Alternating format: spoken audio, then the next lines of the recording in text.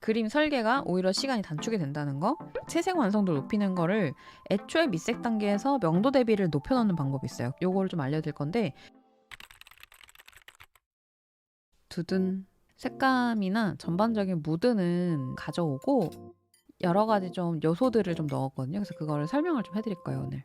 일단 다른 거보다 너무 꼼꼼하게 그리시고 그 분위기가 좀 보여요. 선화 강박이 좀 있어서 선화 과정이 좀 오래 걸리신다는 거네요. 그쵸, 그죠? 그리는 과정을 타임랩스로 찍어놨거든요. 그림 설계가 오히려 시간이 단축이 된다는 거, 채색 완성도를 높이는 거를 애초에 밑색 단계에서 명도 대비를 높여놓는 방법이 있어요. 요거를 좀 알려드릴 건데, 이제 요게 원본이었거든요. 근데 사실 원본 자체도 너무 예뻐요. 원본에서 그 해사한 느낌이랑 그 청량감을 표현하고 싶었던 게 느껴지거든요. 표현하고 싶은 분위기랑 어떤 이미지는 확실히 잘 잡고 가시는 것 같고, 그게 그림으로 최종본으로 봤을 때도 이해가 돼요. 맞아요. 옥상이 있는 느낌.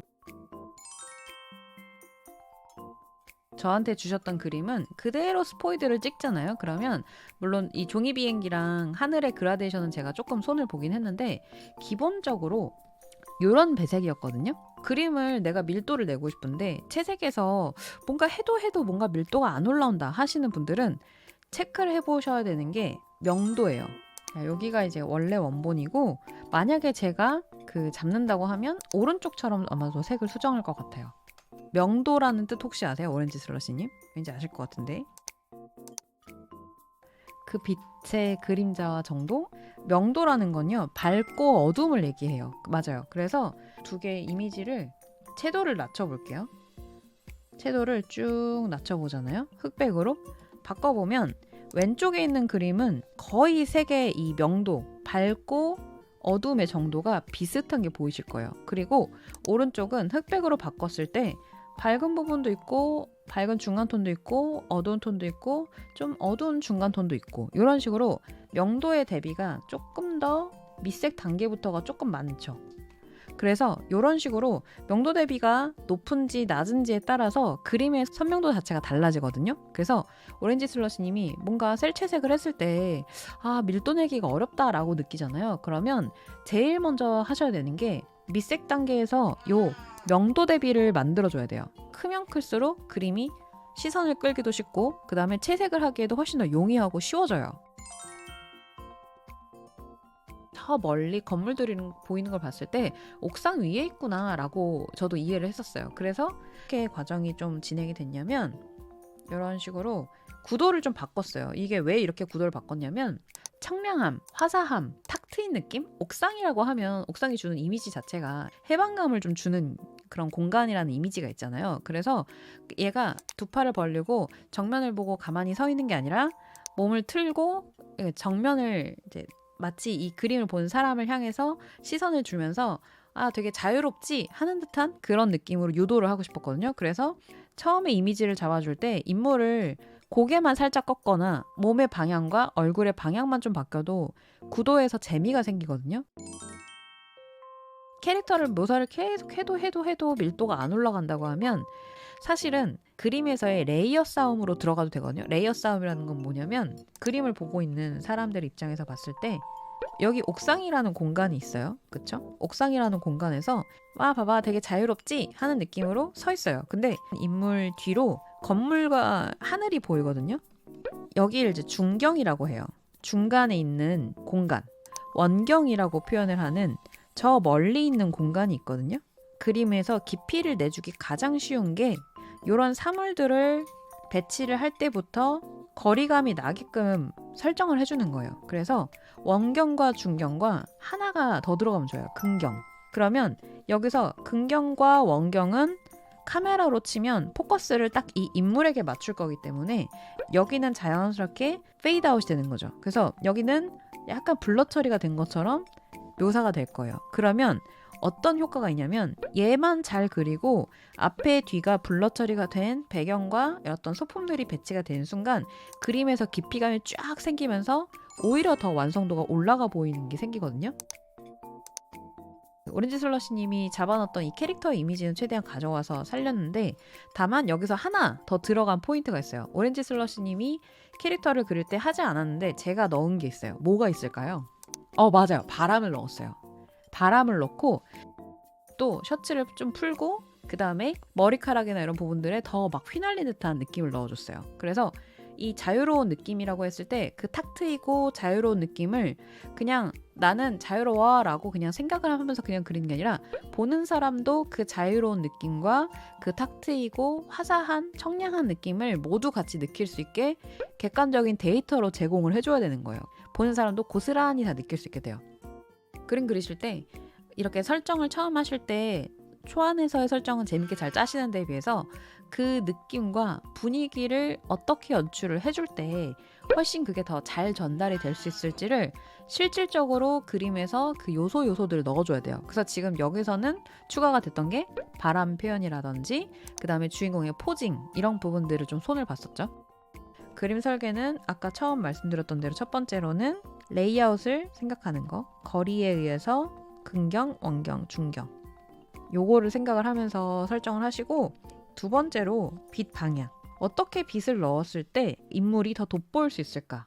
위에서 내려오고 그림자의 영역이 좁아지면 좁아질수록 묘사를 하기에 쉽지 않아요. 특히 이렇게 셀 방식 채색을 원하실 경우에.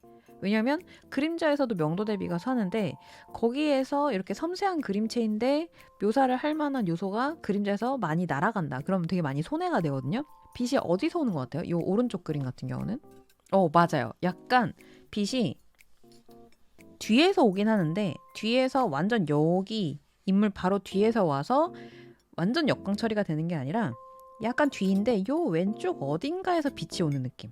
정오에는 빛이 굉장히 널찍하고 빛이 강하게 내려쬐기 때문에 이 그림에서 보이진 않지만 옥상이 이렇게 있다고 하면 건물 바닥이 있고 인물이 이렇게 서 있다고 하면 빛이 이렇게 아래 바닥을 내리치고 다시 반사가 돼서 반사광을 받을 거예요. 빛이 많기도 하기 때문에 뒤에서 빛이 온다고 해도 이 앞에 인물 시커멓게 어둠이 지진 않을 거예요. 그래서 보시면 뒤에서 빛이 오긴 하지만 앞을 굉장히 어둡게 역광 처리를 하진 않았죠. 그림자를 크게 묶어줘서 이만큼이 다 어둠이 되게끔 배치가 됐죠. 근데 그러고 나면 원래 표현하려고 하셨던 청량감이 좀 없어질 수도 있잖아요. 그래서 그 느낌을 그럼 어떻게 넣어줬냐면 뒤에 구름을 배치한 거예요. 배경의 하늘과 이 인물이 명도 대비가 비슷해지는 불상사를 좀 막아주면서 밝게 한번 요 중앙 지점에 환기가 되면서 인물에 더 임팩트가 생길 수 있게끔 설계가 들어간 거예요. 앞으로 조금 고민을 하셨으면 좋겠는 부분은 그림을 캐릭터를 예쁘게 잘 그렸는데 그 캐릭터를 예쁘게 그린 것 더 앞대화가 되려면 오히려 빛을 초반에 설계를 할 때부터 다양한 방향을 설계를 하시는 거예요. 얘를 처음부터 설계를 하고 나면 그리면서도 얘가 좀 잘 보여되면 뒤가 좀 밝은 게 낫지 않나? 어느 정도 밝아지는 게 좋을까? 그럼 뒤에 레이아웃의 요소를 뭘 쓰면 좋을까? 이런 식으로 계속 고민을 하면서 하다 보면 처음 생각하는 게 어렵긴 하거든요. 근데 조금씩 계속 생각하면서 그림을 그리다 보면 이제 다른 사람들의 일러스트를 볼 때 이 사람 빛 방향이 이렇게 설정하니까 되게 느낌이 좋다. 그러면 뒤에 요소에 뭐가 들어가 있지? 이런 식으로 원했던 느낌을 어떤 식으로 다른 사람들은 표현을 하는지, 그다음에 레이아웃은 어떻게 설계를 하는지 이런 것들을 계속 보는 눈이 같이 커지거든요. 왜냐하면 내가 시도를 계속 안 하고 있으면 그 비슷한 레이아웃만 계속 보게 된다거나 아니면 좋은 그림을 봐도 좋긴 한데 나는 그건 무리일 것 같아 라고 생각하게 돼요. 근데 조금씩 야금야금 시도를 하잖아요. 그러면 어느 순간 내가 표현하고 싶은 것들이 이렇게 하면 되겠다. 이런 식으로 조금씩 확장이 돼요. 그거를 왜 말씀드릴 수 있냐면 저도 처음에 일러스트를 너무 못 그려가지고 다른 사람들은 도대체 어떻게 그리나 하고 그리고 완성한 다음에 어색한 부분 체크하고 그럼 뭘 해야 더 좋아질까? 그런 식으로 계속 단계를 밟았거든요. 근데 그렇게 하면서 하니까 장수를 그렇게 많이 그리지 않았는데도 레이아웃 짜는 거나 이런 것들이 야금야금 늘어났거든요. 그래서 지금 이 정도 내가 원하는 느낌을 오렌지 슬러시님이 표현을 하실 수 있는 정도면 많이 늘 거예요. 그쵸? 벽을 많이 느끼다 보면 오히려 그 조급한 마음 때문에 원래 내가 더 할 수 있는 역량에 비해서 많이 못하게 되기도 하거든요. 맞아요. 표현력도 굉장히 좋고 보통은 일러스트를 봤을 때 이런 걸 표현하고 싶었겠거니는 있는데 뭔지 잘 모르겠어. 이런 식으로 좀 잘 안 느껴지는 그림들도 사실 좀 있어요. 근데 오렌지 슬러시님이 이런 걸 꼭 표현하겠어 라는 게 정말 잘 느껴지거든요. 그래서 제가 이 그림을 골랐던 이유도 다른 그림도 물론 다 좋았는데 이 청량한 느낌이나 그 여름의 해사한 느낌? 표현을 잘 하고 싶으셨구나. 근데 어떻게 구도를 짜야 되는지 이런 거에 대한 고려를 많이 안 해보셨구나. 그러면 요것만 시야만 조금 트이면 오히려 굉장히 확 늘어날 수 있겠다, 실력이. 그 생각이 들어서 이 그림으로 설명을 드렸거든요. 하다 보면 늘어요, 진짜.